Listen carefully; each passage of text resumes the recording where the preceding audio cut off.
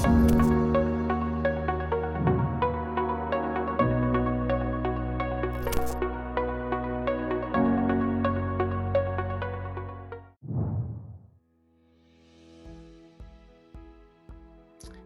my name's Andrew. I specialize in strategic sourcing, specifically for go-to-market. Have specialized in the tech sector pretty much my whole career, and really have a passion for sourcing versus started where I started my career as recruiting, kind of focusing nowadays specifically on sourcing.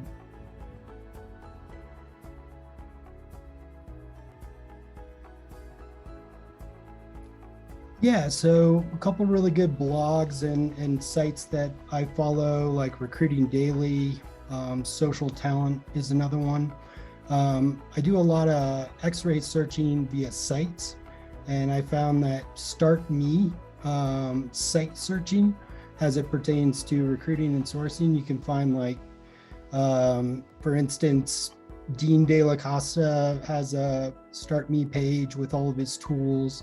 Lots of the really predominant sourcing leaders that, you know, are the speakers at SourceCon and such have Start Me pages where you can get their tools. And then just recruiting groups, I find like Facebook has a lot of really good recruiting groups. The Secret Sourcing group is one that I like a lot, ERE, and then just following the top dogs, you know, on YouTube, LinkedIn, Twitter, following them wherever I can, getting that feed, and then sifting that information via keyword.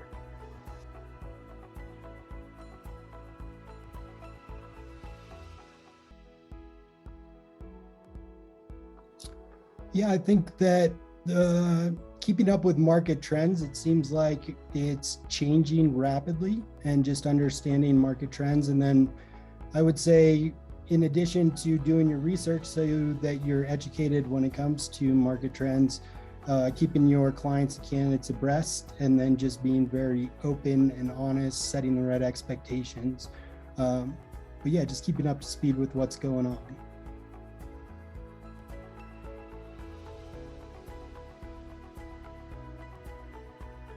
Yeah, I would say, well, for one, it's a really competitive market right now. So I think lack of talent and the ability to really utilize data in order to present information to hiring managers and clients that will both allow the client to expand into areas of talent that they maybe wouldn't have otherwise considered, and allow the sourcing and the recruiting departments to be able to search broader spectrums of candidates based on that data. So I'd say just really staying focused on the data and being able to present that data in a way that maximizes the talent pool.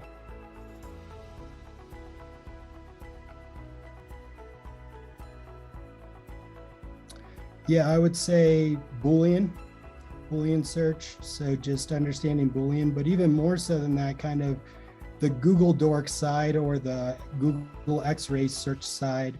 There's a lot of Google search commands that are really advantageous. And when you do when you're good at X-ray search, you're pulling up data that is easily scrapable and sort of outside of LinkedIn or Career Builder or any of the sort of those social sites that prevent a lot of the tools to really prevent you from using some of the tools that really work well. And then I would say ability to build recipes in order to scrape data and have that data come out in a form that can be easily transferred into LinkedIn or into your ATS CRM, however that may be.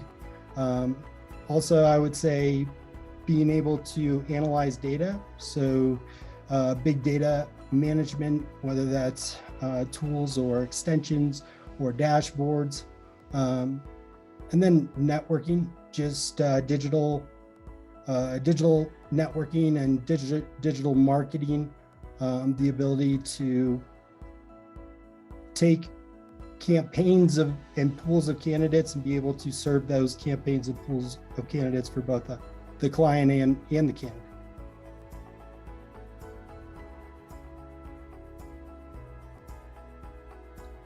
Yeah, so typically what I do is I give everyone sort of that first initial benefit of the doubt, and send out a message and make sure, especially nowadays with COVID and everything like that, and people working from home, there can be emergencies that pop up so much more often.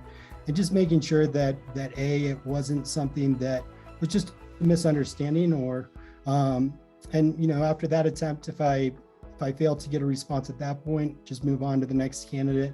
And always keep a positive. I'm always wishing everybody the very best, sending the positive vibes out there, because you never know what will come around. You might need to contact that candidate with a different opportunity in the future.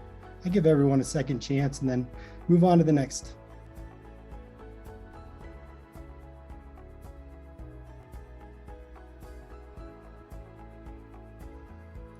Yeah, so I would say for one, understanding what you can impact and what you can't impact, and don't allow those things that you can't impact to really affect attitude. And I think keeping even keel about it, because no matter how crazy the market gets, or what kind of curveballs are thrown at you, the more that you can stay even keel, stay balanced. And then I always take it back to the basics. So anytime that I feel like my business isn't going the way it should be, I always go back to the basics, just basically the things that built, or that I learned initially, even going back to articles like the ABCs of recruiting and stuff like that.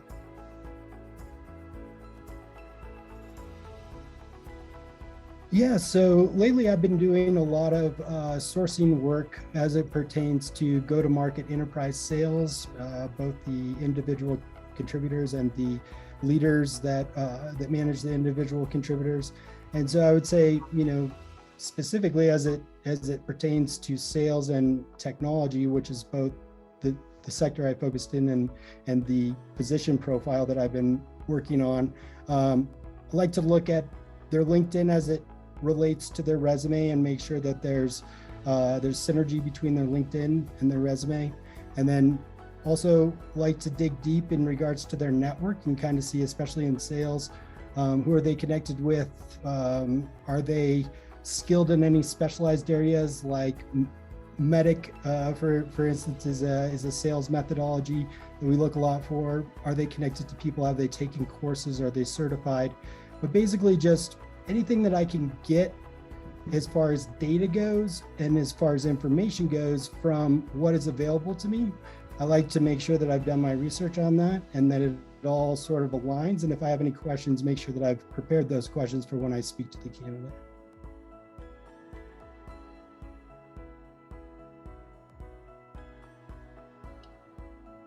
Yeah, so for cold calling candidates, what I found, especially when you're dealing with very specific hiring or very specific qualifications, meaning smaller candidate pools, is there's so many tools out there to automate messaging and your outreach. I think when it comes to cold calling, it's better to personalize that. Now, personalizing every message across LinkedIn can be challenging because because there's lots of qualified candidates and you don't necessarily have the time to personalize messages to everybody. So if you could put sort of if you can put a filter out like request to connect, and if they accept your connection, then you send a personalized message or some sort of signifier that they're interested to the degree that they will read your personalized message, and then really do your research, look at their background, and be able to put together an email quickly that is personalized and really shows that you've done your research on their background and their career.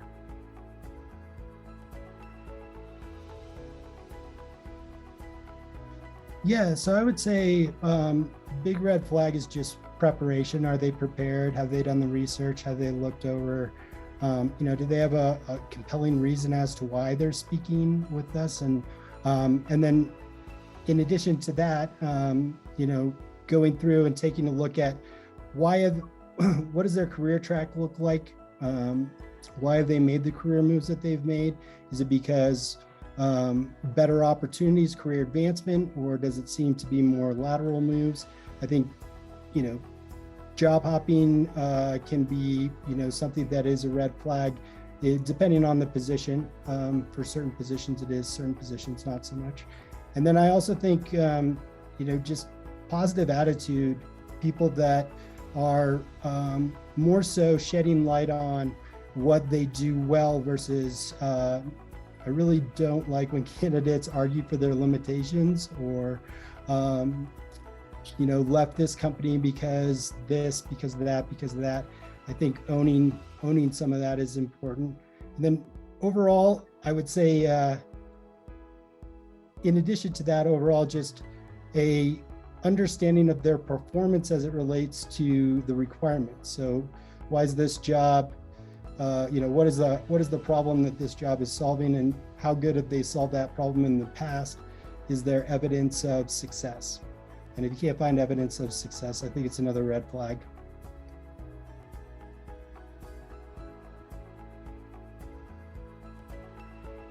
Yeah, so I would say going sort of outside the box, like for instance, I read an article the other day where very few recruiters will get through, like if they do a LinkedIn search, for instance, on LinkedIn Recruiter, they won't go past page 15.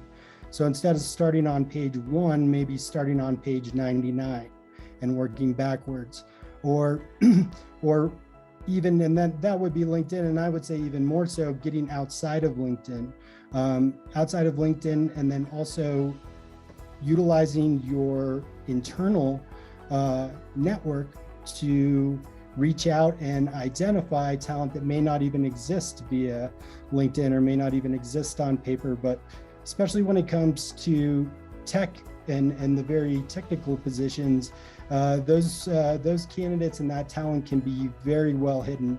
And so I think it's really about just continuously to look outside the box and do what other recruiters or what you've done in the past. You're going to have to do something different, something new, and find that talent that isn't necessarily right out in front of everybody.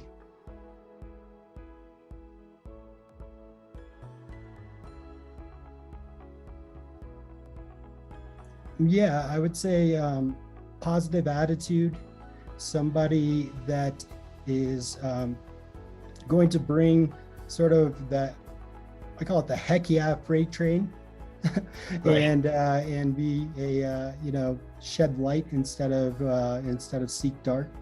So I would say that's one thing. And then I also think it's important for people to be able to work cross-functionally within departments. And so I think that, social skills aren't necessarily a requirement. We all know that, but maybe just, having those networking skills and having those social skills so that you can not only reach out for help when you need it, but also add value to different departments, start to build up those kind of aces in the hole when you need to ask for help